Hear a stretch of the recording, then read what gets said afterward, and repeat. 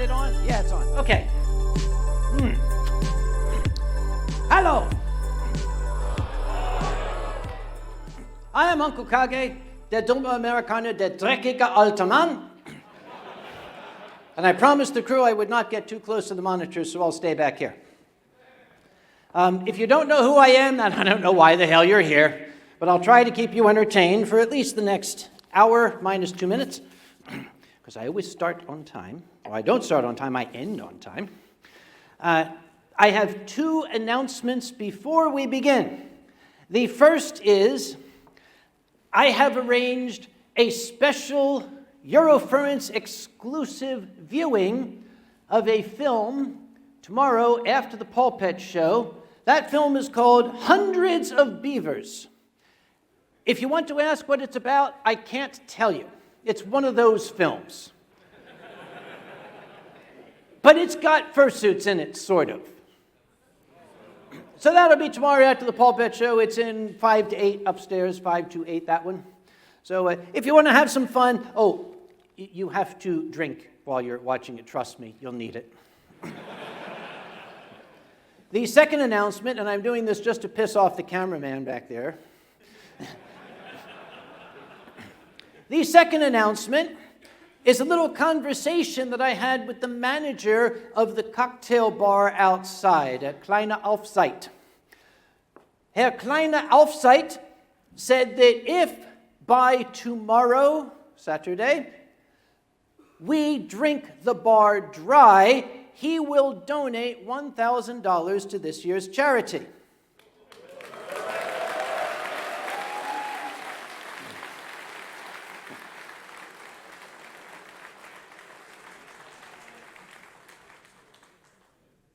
And I said, $1,000 for drinking the bar dry by tomorrow.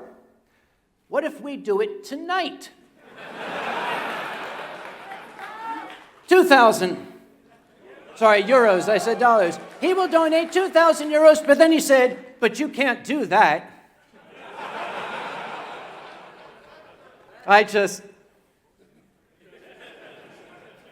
So after the show, let's show him what furries do when we're told you can't do that.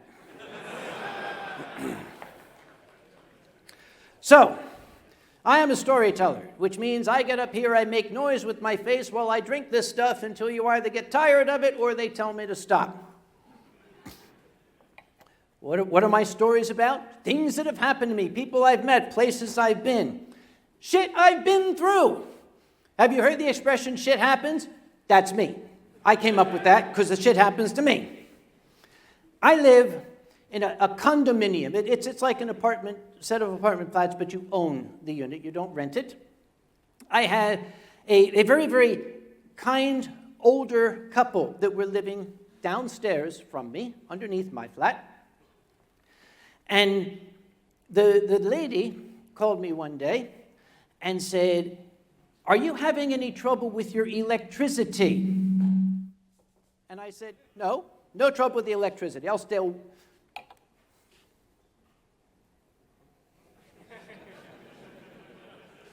No trouble with the electricity. The sound is a different matter, but I am having no trouble with the electricity. She said, in our toilet, the circuit breaker keeps breaking. Something keeps interrupting the circuit. We've had an electrician out, but they cannot find a problem. But anytime we try to operate something electrical in the toilet, the power breaks. I said, well, I'm not an electrician. I wish I could help you.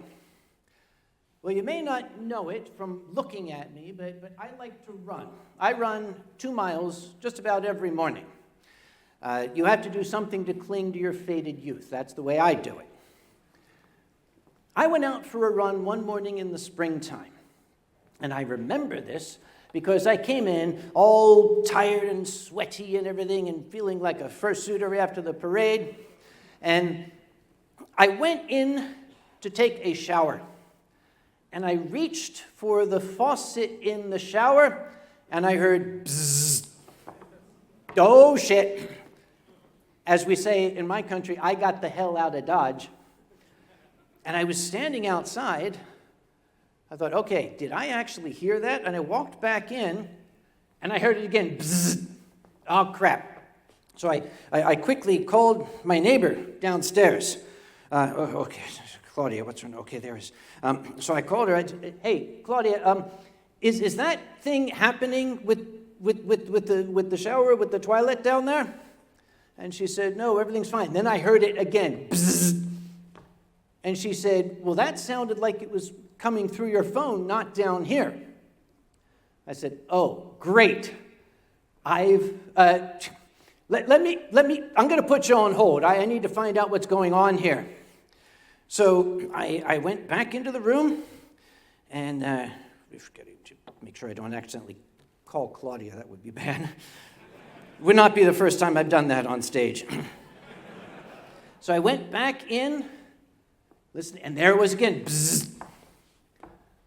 So I started feeling the walls around the outlets. Are they hot? Do I smell electricity? And I turned and I looked in the mirror.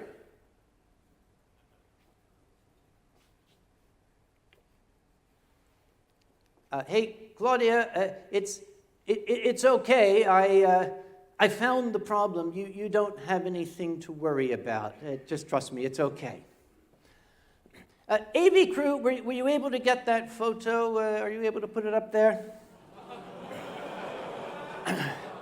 That little creature is a cicada, or cicada, depending on your dialect. It is a rather large insect known for the very loud buzzing noise that it makes. And apparently it had just ridden in with me. And I was like, okay, I don't know why this thing is on my shoulder. And then, bzzz, I went, dude, maybe Google Translate. Oh, cicada. Oh, okay, all right, let's give this a try, shall we? What are you doing on my shoulder? Zzz.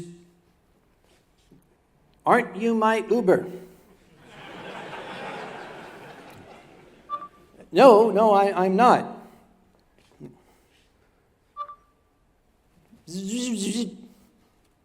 Old white guy in a t-shirt. Yeah, there's a lot of us look like that, honestly. I'll take you outside, okay? How about that? So I went outside. I said, okay, time for you to buzz off. Get it? Boop. And he went, oh, 5 stars. Thank you very much for that. So that's the kind of shit that happens to me. And then there's other kind of shit, like this. All weekend long, people have been asking me about this, and this is the answer I've given. But I promised I would tell, so I will. I spent weeks trying to think of a good story, but I couldn't think of anything that really was better than the truth, which is usually the best policy for a storyteller. So now I will tell you, don't ever get old. I was taking off my sock and broke my finger doing it.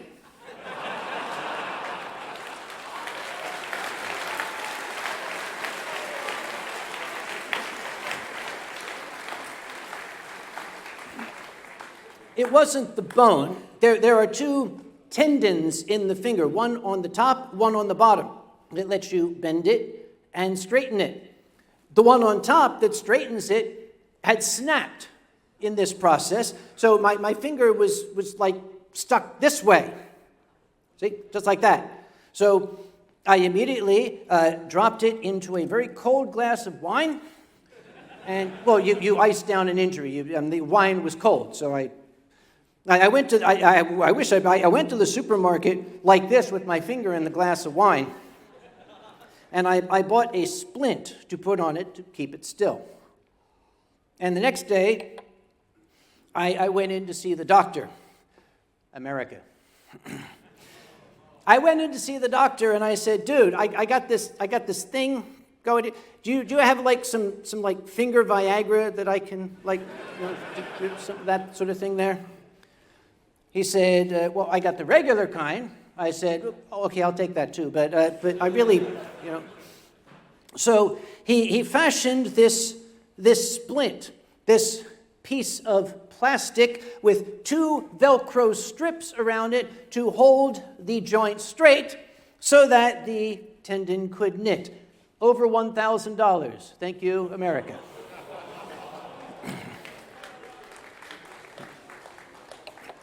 I wore the damn thing for 2 months. And I went back, and the finger was still kind of, Viagra style. And he said, don't worry, let's see how it does. Well, I really needed that Viagra. I mean, for the finger Viagra is what I meant, not the other one. I want to make sure we're clear on that, okay?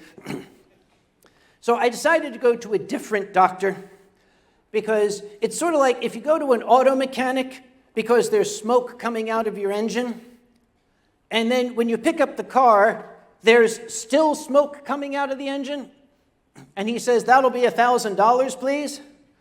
And you say, well, what about the smoke coming out of the engine? And he says, well, let's see if it stops on its own. Yeah. I went to a different doctor who said, that is not going to stop on its own. We are going to have to operate. So he stuck little needles all in my hand and all up my arm, made the entire thing numb. And he was playing around with it. The only thing I felt was a strange pulling sensation down here. I said, what's that? He said, well, I have to get the tendon. It's down there. I have to I said, you don't have to demonstrate. Just do it where I can't see it, all right? He ended by putting a metal spike inside my finger. There is actually what looks like a finishing nail inside the finger. And gave me the splint back and said, come back in a few months and maybe we'll take the spike out. I said, what do you mean maybe? He said, well, we have to see if it worked. I said, there's smoke coming out of my engine too. Are you a mechanic? I went back a few weeks ago, and actually just 2 weeks ago. And he made a little slit, looked inside and said, nope, let's give it a little while longer. The problem is I fly a lot. And this is a stainless steel spike. The amount of trouble I've had when I go through, beep, beep, beep, beep, beep, and they say, sir, could you step aside? Do you have any metal on you? Yeah.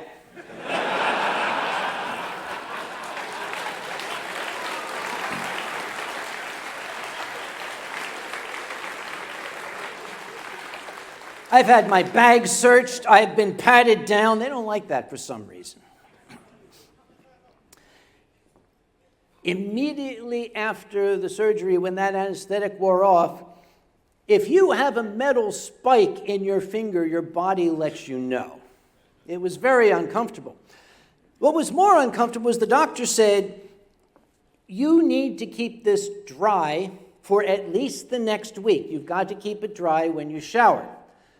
I'm 6'1". I shower once a day, at least, which you should. So I went to the pharmacy. I went to send a big shout out to Ronnie, who came down all the way from Toronto to kind of help out while I was mending. Initially, I said, I'm not going to need any help, but with the amount of pain that was in here, hell yeah, I needed that. Thank you, my boy, thank you. So we went to a pharmacy. You would think they would make things, if you can't get a part of your body wet, they would make something for that. Well, they do. They do. They make something that covers your entire arm or something that covers your entire leg. Well, I didn't want to spend the money for when this is all I really needed. I don't mean to be rude. So they make a little thing called a finger cut. It looks like a little tiny condom, and I bought one. And the thing is, they're made for this finger, not for this. I couldn't get the thing on. So I thought about it, and I said, well, it looks like a little tiny condom. I'll just get a condom. So Ronnie was with me. We went to the condom aisle. A lot has changed since I was young. There's 150 kinds of condoms there. You've got the ribbed, you got the natural deer skin, you've got the magnums like I normally get, you've got the, what? Doesn't everyone? So we're standing there. The problem is they're all lubricated. That defeats the purpose. I'm looking for an unlubricated condom. And we couldn't find, there are 150 different kinds in 20 languages, with pictures, I might add. And the pharmacist comes over and says, because he comes over, and here's this old guy with this strapping, fit 20-something Asian dancer, and we're staring at the condoms. And he says, can I help you? I said, yeah. I'm looking for something without lube. Have a look at this. I looked and he was gone.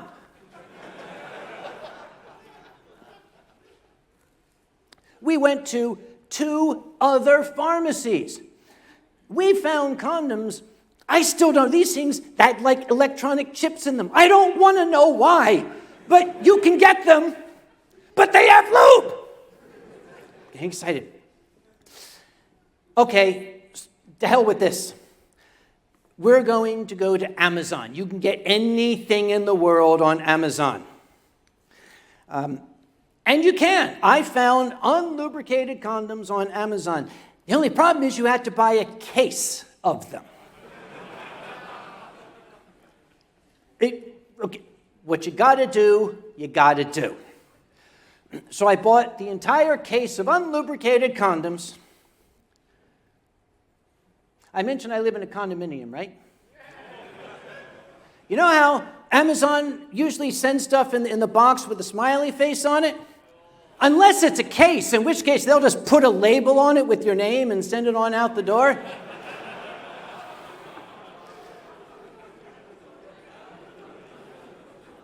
I had a lot of explaining to do to my neighbors.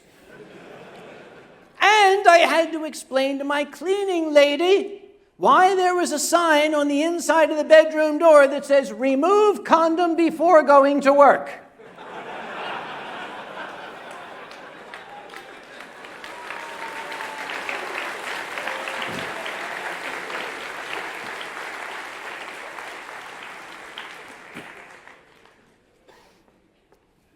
I kept it dry. And the thing is, I'm a scientist, and scientists can get a little obsessive compulsive. When I put the condom on to keep the finger dry, every morning I made sure I was using the next serial number in the slang. You know, okay, if I'm starting with serial number ending in 03, the next day it has to be serial number ending in 04. You know where they put the serial number, right? No? I guess you never unrolled it that far. Okay, never mind. That's an old joke. That goes back to my day. So, yeah, that's why this is on here. I cannot bend the finger. I probably could, but then I'd be reminded there's a metal spike in it and you'd hear about it. I was just telling somebody, in fact, a story that goes back to when Eurofurence was in Nürnberg. It was a youth hostel that was there, and the shower was designed to save water. You would push a button on the wall, and it would spritz exactly 30 seconds of warm water and then stop. You would have to push it again to get another 30 seconds of warm water, and then it would stop. If you push it a third time, you get another 30 seconds, but it's not warm. One thing that I've learned from Germany is that you guys have 2 water sources. One is a pipe that goes directly to the Arctic Circle, and the other goes to the molten core of the Earth. You know what I'm talking about. If memory serves, I do believe it was my old friend BBF that told me he was sharing a room with somebody on the opposite side of the castle. And they were woken up. And the roommate sat up, bolt upright in bed, and said, "What was that?" And BBF said, "I don't know, but it's English and loud. I think it's Kage."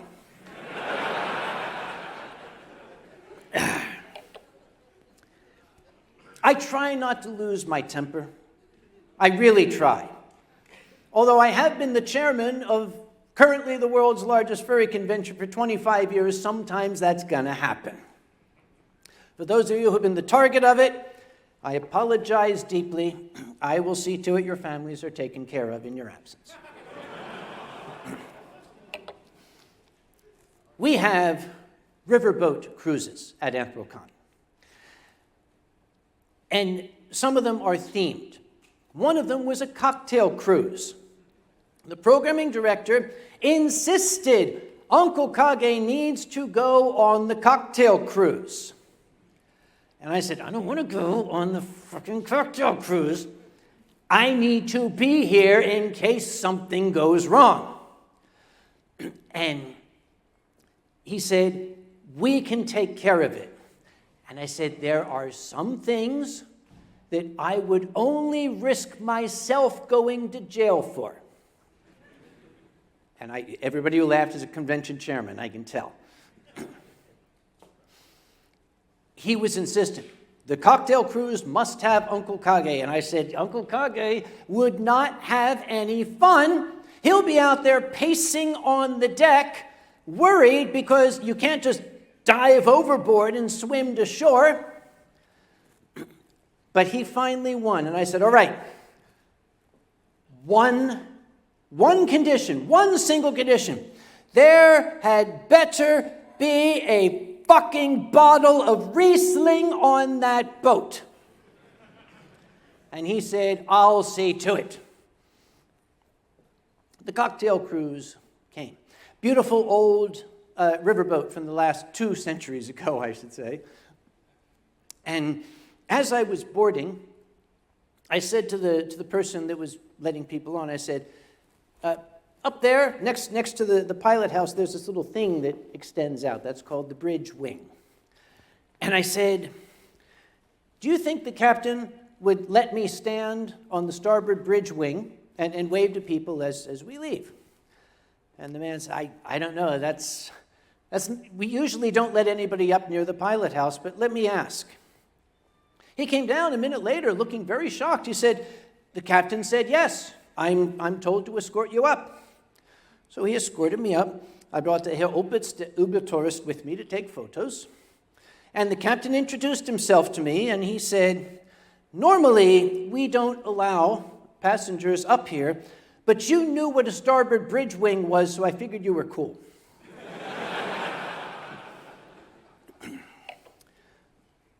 The boat pulled away from the dock. All the furries were waving. Everybody was happy. I went to the bar and I said, "Some Riesling, please." And the lady poured it. And I went back to my good friends and I said, "Cheers." And I said, And everybody who knew me did this. I said, "The fuck is this?" And I went back to the lady and I said, "The fuck is this?" She said, "That's Sauvignon Blanc." Were you guys here last year for Frenchie with his Gewürztraminer is the same as Riesling? He's out of business now, by the way. I did that. I said, "Miss, I asked for Riesling." I said, "We don't have any." Andre saved my life because he saw me going to the rail saying, "It's only 50 yards to shore. I can do this." Yeah. He pulled me back on, kept me calm as this kind of calm.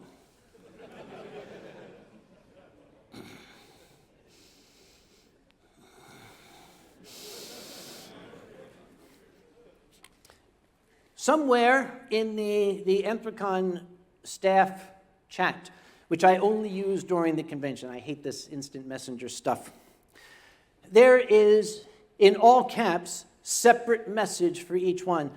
There is no fucking Riesling on this boat. The programming director hid from me. For the rest of the convention, I never saw him. But in his defense, after the convention, he did some investigating. It turns out he had made the arrangement as promised. There was a bottle of Riesling on that boat.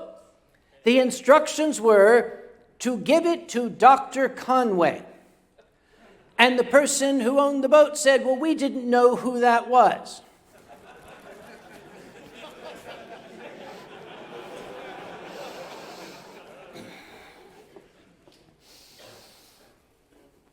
I didn't like that boat anyway.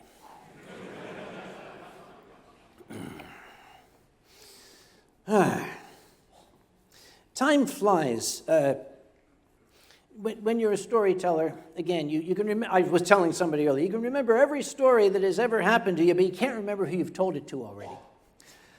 That bit at Newark Airport, Ronnie, was that actually just last year? The one of the... That one. That one? That was 2 years ago. That was 2 years ago. All right. Did I tell that one here? Yeah. All right. So I'll tell you about a friend of mine. We have a mutual friend who's a lawyer who doesn't like me telling names on stage. So I'm going to name this person Soda Lime. That's his name.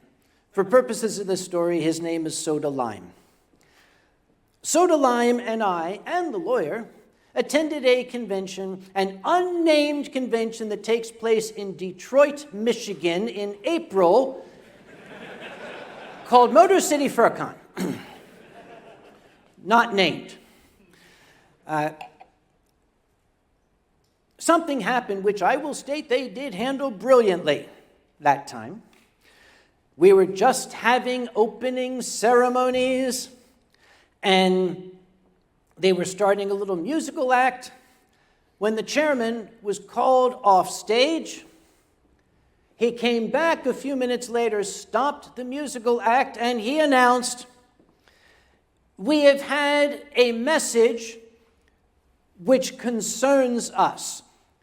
We do not believe there's any threat, there's no danger to anybody, but out of caution, we're going to need to ask people to leave the hotel." This is in the story, by the way. I'm not making that announcement now. I want to make sure you know. However, do pay attention. You see those green lights? If I should say that, don't just run to the back. Go to the little green lights. My first time in Europe, I thought this way to the toilet. That's what I thought that meant. So we all got up in an orderly fashion and we went out. Yes, somebody who had a grudge against the convention had decided to, shall we say, make a threat about something nasty. In most of the civilized world, you'd laugh it off, but this is America. So the police were brought in, and they had to search the entire hotel at a furry convention. We were speculating. They're going to go into a room. Police, anyone here?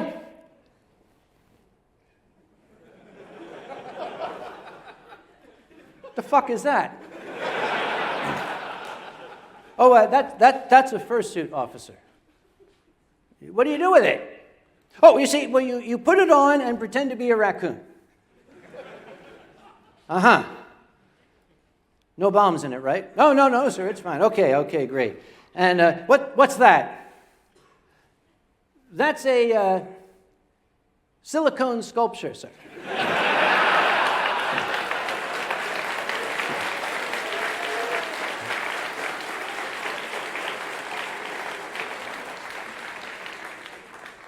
Silicone sculpture? Yes, sir. And you bought that here? Yes, we did, sir. Could I buy one? It's a thing with American cops. I think they go around like this all the time. You can tell a cop in America he's shopping at Kmart. Let's see. What we got here? Let's see. Ribbed, Magnum, nothing non-lubricated.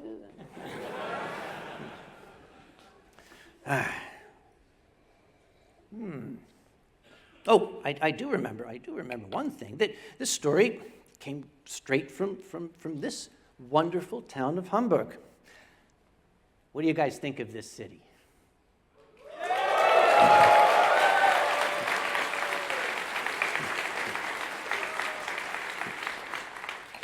I don't want to say that Berlin can suck it. I don't want to say that, so I won't. You said it, I didn't. There's a street down there that has a bunch of very, very nice restaurants on it. You probably have visited. If you haven't, you should. It's really grand. And I went with Ronnie was there, Oma Kage was there, and some friends. We all went to this Brazilian restaurant. And when you first go in, the main restaurant is ahead of you, but off to the side, there's a little sort of semi-private dining room off to the side here. They put us in there because I think by then we were 9 or 10 people. So we sat down, and of course, they brought me wine. Now, one thing I can't resist. I like to do this shit when I have my wine glass, you know? Yeah, it's just, I can't help myself. I did that in the restaurant, and around the corner I heard, Kage! Still don't know who it was.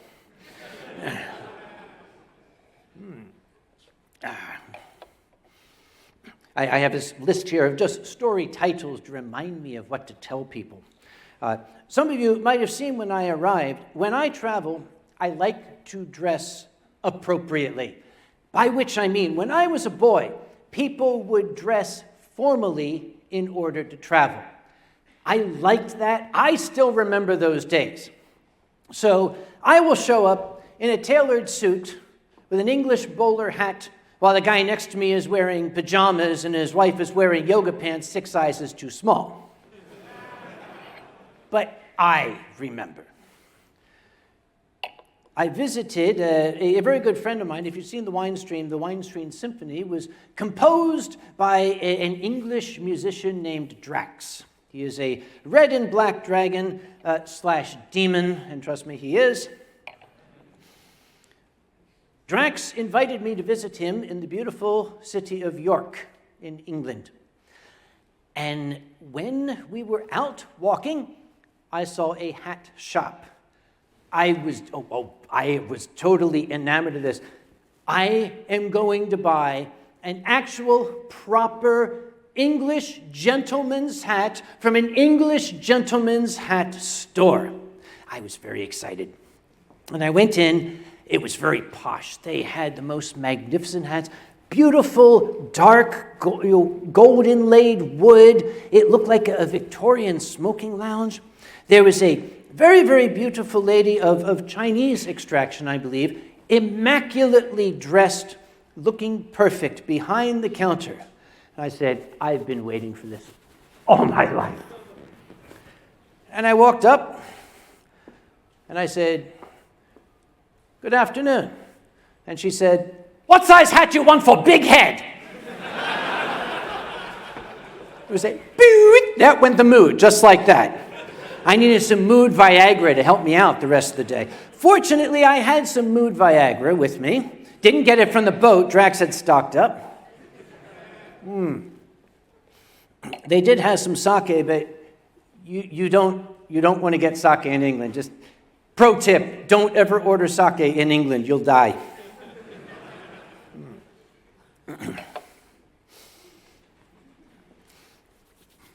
One of the fun things about being the guy that shit happens to is that sometimes really good shit happens. Sometimes a coincidence happens that cannot be explained in normal, rational scientific terms. I attended JMOF, and Ronnie, who often travels with me because we have similar tastes, except in some things which we'll cover in a moment, we spent a day and a night in Tokyo before going to JMOF. JMOF is in a town in central Japan where there is a sake brewery that makes a special vintage of sake just for the convention. That's my kind of place. But before that, we spent the day in Tokyo. Boy, Tokyo is nice. Let's look at this amazing architecture and, oh, here is a historical, whatever they, no.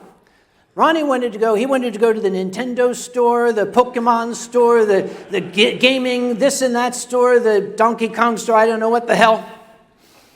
He's running from one, otaku store to another, dragging me along. Something that I could not help noticing. He would run in and I'd say, I'll wait out here. I'll be fine. I don't want to contribute to the crowd in there. So I'd go in and I'd sit down and I would notice there was always 7 or 8 men my age, all sitting out there like this. And we would all pass the same sort of meaningful glance.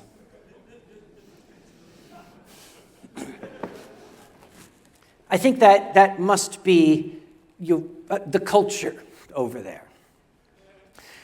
We went to Akihabara. Look it up if you don't know what I mean. Akihabara is where all of the gamer kids go. It's where all the otakus wind up. And I was dragging a little bit, and Ronnie said, "Are you okay?" I said, "Yes. I just want some coffee. Can we stop at a coffee shop, please?" She said, "Okay. I'll look for one on Google." So here we are in Akihabara, and he puts in cafe.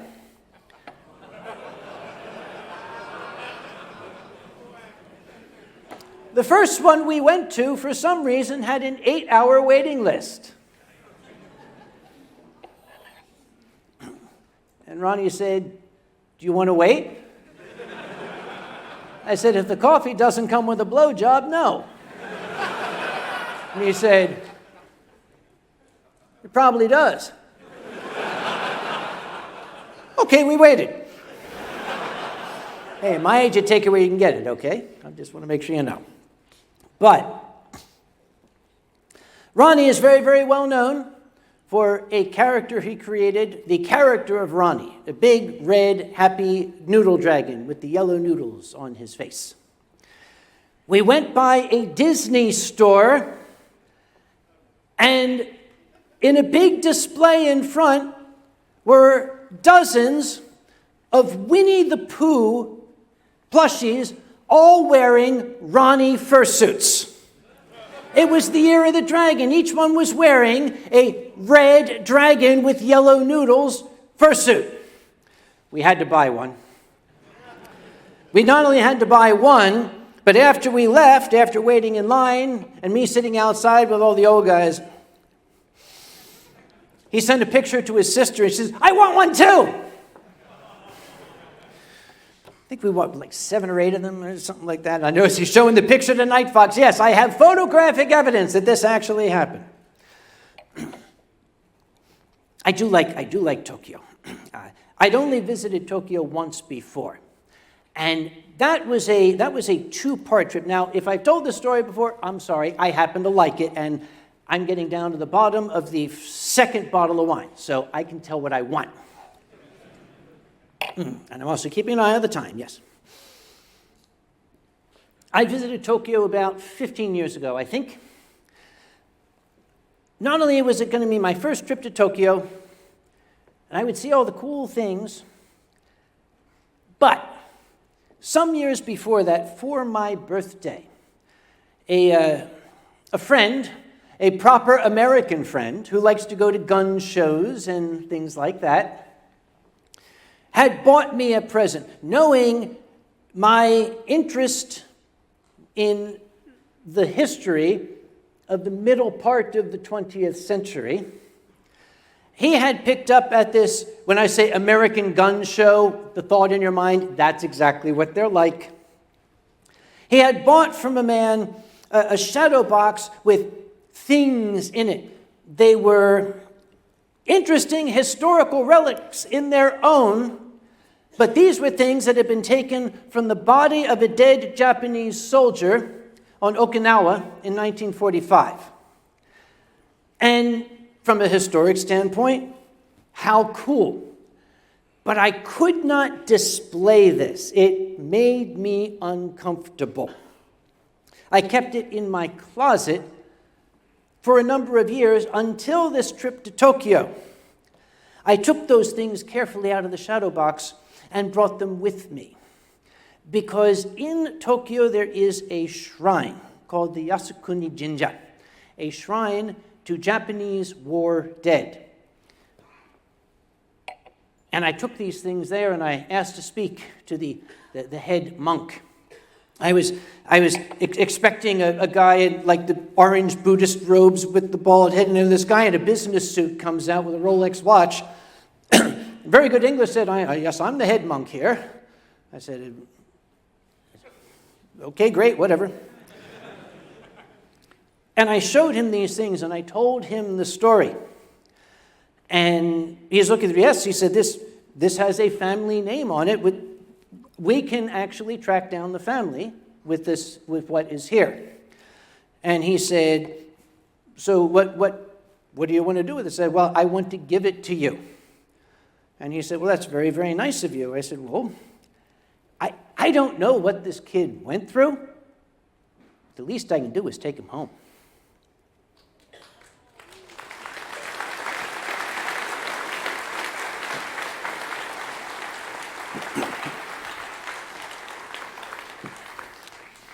There's one in here that says, the worst night of my life, parenthesis, Germany, close parenthesis.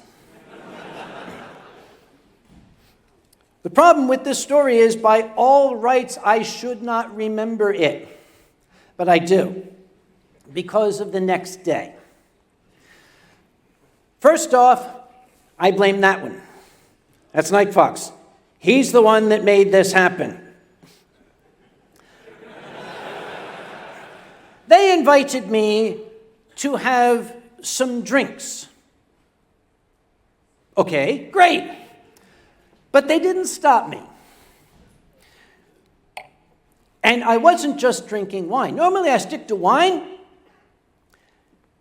but this was good shit. Gute Scheiße, I think you call it. By the end of the night, I thought that it would be a good idea to take a large glass about twice this size and fill it with equal parts red wine, Jägermeister, and absinthe.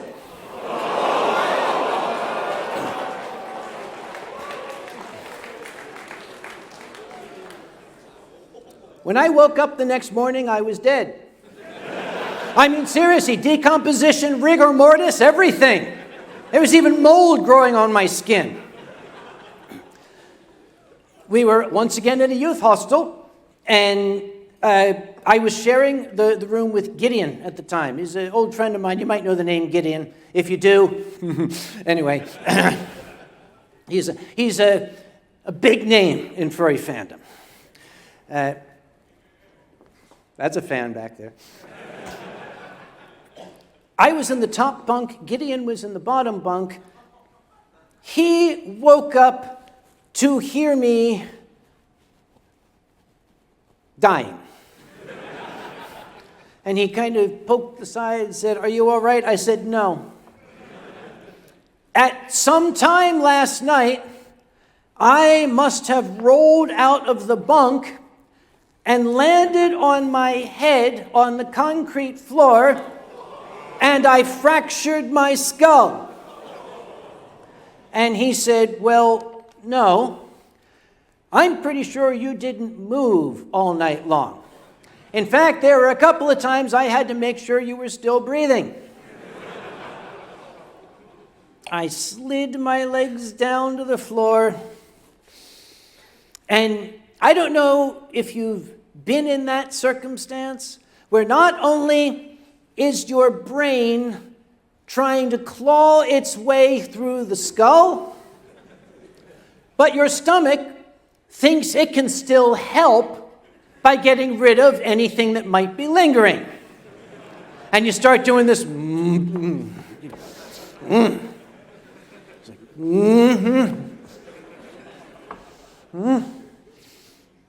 And I'm going and I'm starting to put on the shirt and the tie and the lab coat. And Gideon said, "Dude, what the hell are you doing? You should stay here and stay in bed." I say,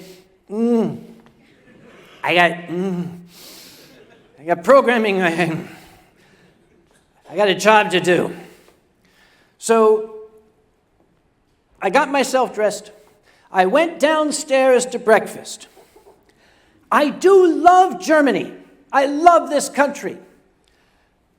In that condition, I do not love the fact that your breakfast consists of 83 different varieties of boiled pig.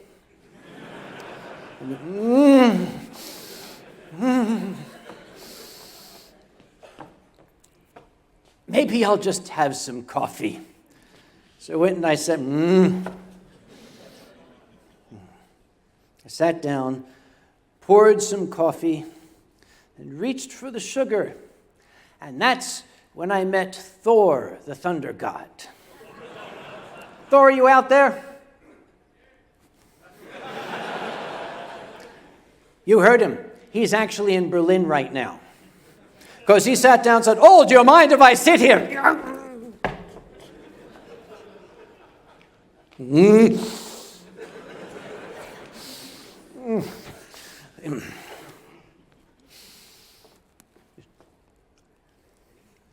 I reached for the sugar. And I started to pour the sugar. And Thor, being very friendly, decided to make conversation. "Oh, you know, there are places in Denmark we put salt in coffee."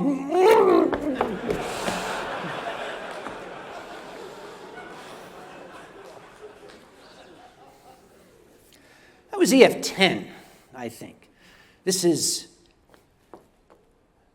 28. My first was EF8, wasn't it? You telling me I've been doing this 20 years? You keep bringing me back. Slim. They taught me that. I like that one. Let's see. What else can I talk about? I don't want to go over time, and I want to leave a little bit of time at the end. There's the Hamburg Wine Glass Symphony. What size hat you will need for big head. You already heard about my mother's wheelchair advancer last year. There's a little footnote here. Remember Soda Lime and the search of the hotel? Well, Soda Lime likes herbs. He's a gardener, you might say. He has an herb garden. There are some states where his herbs are not welcome. This happened to be one of them. And I said, "Wait a minute. They're searching every room. You didn't bring any of your garden, did you?" And he said,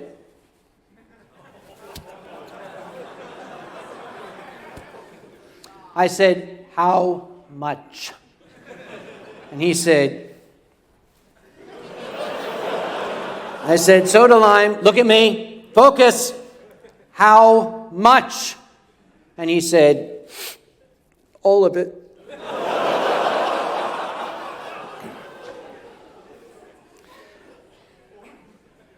Remember I said we're there with the lawyer? Went up. "Hey, Mr. Lawyer, unnamed lawyer who likes booze.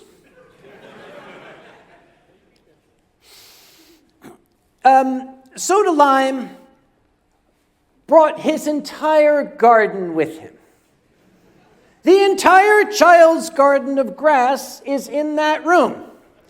If they're searching for one item, but find another item, are they allowed to, like beat him up and drag him out in handcuffs?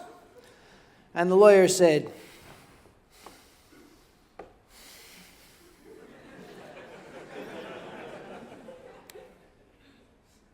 yeah, you're fucked.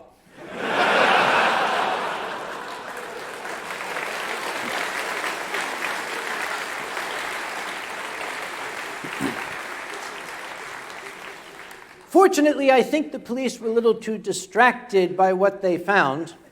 They probably saw Soda Lime's garden and said, hell with it. Where can we get these? Incidentally, someone asked me outside why it is that I wear a lab coat. Maybe you don't know. I actually am a scientist. I have a doctorate in chemistry, in organic chemistry specifically, and I work in the pharmaceutical industry. I started wearing the lab coat to my first furry convention in 1992. Go ahead and say it. I wasn't even born. Yeah, fuck you. Thank you very much. Thank you.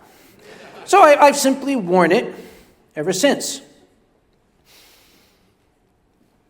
The details of this story from a scientific standpoint are neither relevant nor am I allowed to divulge them, but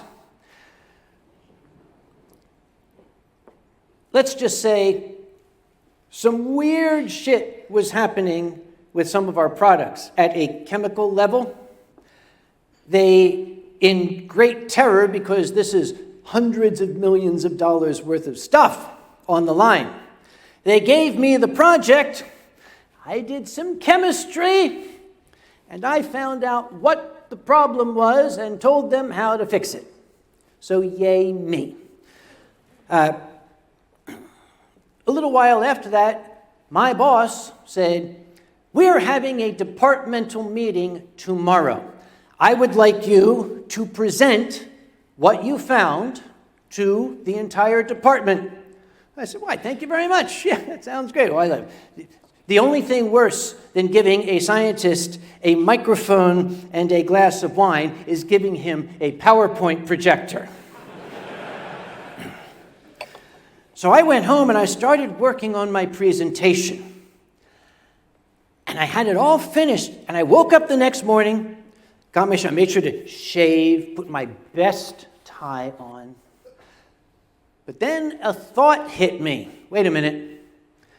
The work that I did was very, very fast, emergency, figured this out, and I did. That work didn't actually undergo any kind of review. I am pretty sure I'm right. Pretty sure. I started to get very, very, very shaky. What if I made a mistake? What if because I'm going to be showing this to my colleagues. What if they look at it and they say, wait a minute, that's not right? And you know that feeling like there's a cat trying to get out of you? You know that one? I felt that. I opened up my computer. I was going through every single slide, looking at the figures, looking at the equations, doing the calculations by hand with an abacus just to be sure. Everything seemed all right. So I got to work. The presentation was at 9 a.m. And I went in and I'm standing up there. I'm a performer. Never let them see you sweat. That's the first thing they teach you. And the whole department came in. And I'm up there trying not to pace, and I keep thinking, okay, on slide 4, there's one figure that there's okay, I'm second guessing myself. Is that correct? I took my hand away from my face in time to see the president of the company come in and sit down in the back. I had to fight to keep my voice level. You're a scientist, you're a professional, you've been doing this for 35 years, You know what you're doing. If you've made a mistake, you can own up to it, and maybe they won't fire you, and you will not be humiliated. I'm going to stop thinking that right now. So, the screen came on, and I put up the first slide, and to my horror, I saw two of my colleagues sort of lean in.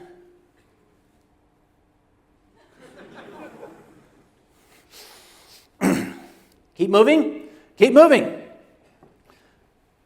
Here's the summary. Okay, here's the problem. Here's where I identified the problem. And I saw my boss do the glasses thing. You don't want to see the glasses. This is the glasses thing in science.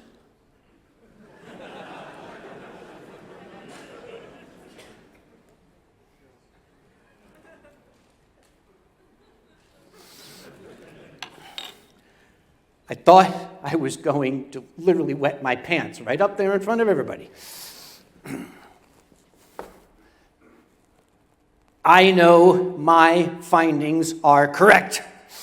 I went through the rest of the presentation, getting my confidence back, daring them to show me where I was wrong. Got to the end.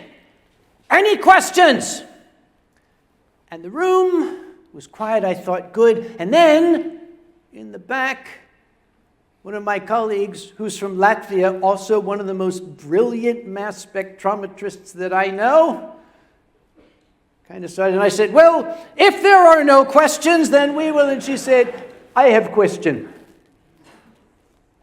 Yes, what is your question? Why do you have condom on finger?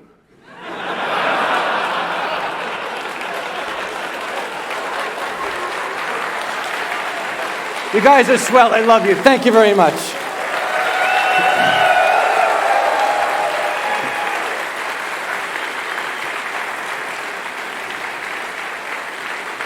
Do not forget the movie Hundreds of Beavers tomorrow evening after the pulpit show, and the challenge from the cocktail bar out there. If we clear them out of liquor by tomorrow night, $1,000 to the charity. If we do it by tonight, $2,000 to the charity. They don't think we can do it. Let's do it.